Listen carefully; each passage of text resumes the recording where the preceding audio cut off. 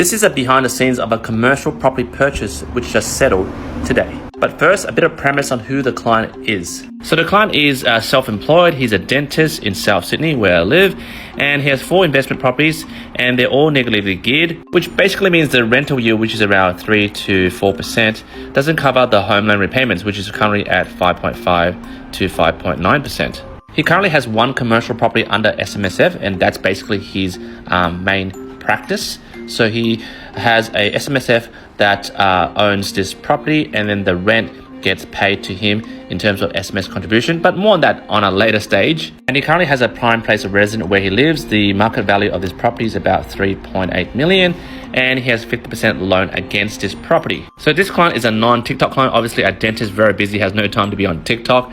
He's married and has 3 kids under 14. Now let's look at the commercial contract for sale. The property is in Gregory Hills, New South Wales, and he bought the property for $1.54 million, and he exchanged on his property on the 10th of February 2023. So go back to my notes. The property that he purchased is a ground store, and it's currently operated as a cafe.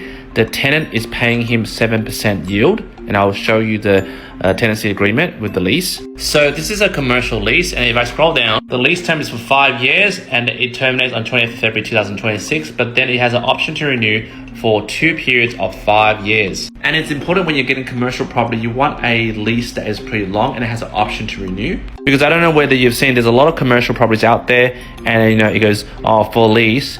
And once these properties are vacant, it's vacant for like yonks. So never buy those type of properties. But if I scroll down here to show you the rental per year that this client will get, they're currently renting to an Italian restaurant, which my client will take over the building, and the rent is about 110 per year plus GST. And most importantly, guys, when you're buying a commercial property, make sure the tenant pays all of the outgoings. For example, this clause here, the tenant has to pay for all equipment and maintenance, and also stuff that's related to the landlord's property. So the best thing about buying commercial property is there's no outgoings. It's all paid by the tenant. So right now, let's go to the loan I got him and the costs and the fees and the rate. So with commercial, the maximum is 75% against this property, which equals to $1,155,000. And for this client, he doesn't want to provide tax returns because he hasn't done it yet. So he wants to do low doc, which the rate I got for him is 8.25% per annum variable, and the repayment is $7,940.63 per month. And all the accountant needs to do for this dentist is basically say, hi, I'm the accountant for this client,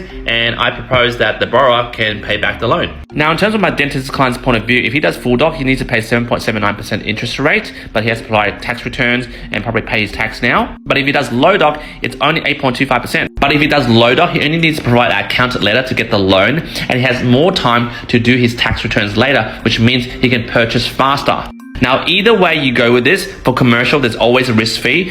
For low doc, it's 1.25% of the loan amount, which works out to be $14,437.50. Now, this amount could be taken from the 75% loan, or he could pay it upfront. He doesn't care because that's tax deductible. So right now, let's show you the overall cost of buying this commercial property. So the property is about 1.54 mil. He's borrowing 75%.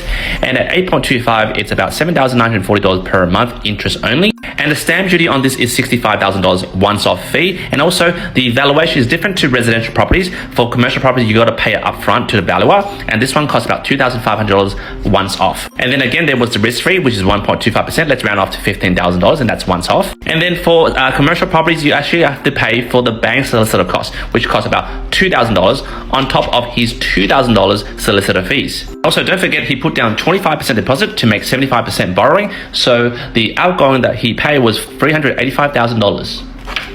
And as for this funds, I actually did this for him last year when he had his full doc tax returns. So I pulled equity out of his PPOR, and I actually got him out $500K. And we split this for investment purposes. So this, which is partly this, and then the fee that is paying for the stamp duty and the valuation, all this shit, that's all tax deductible. Sorry, that's like Asian snake kung fu for beating the tax office. So right now, my dentist client is very happy. He now has 2 commercial properties, one in SMSF and one outside of SMSF. And the most important thing is, next time he wants Italian food, he's going to Gregory Hills, walking like a boss. I'm gonna eat for free. Why? Because I own this joint, yo. Jump in the comments, let me know if you have any questions about a commercial property purchase. Love to answer them. That's only 0.46% difference.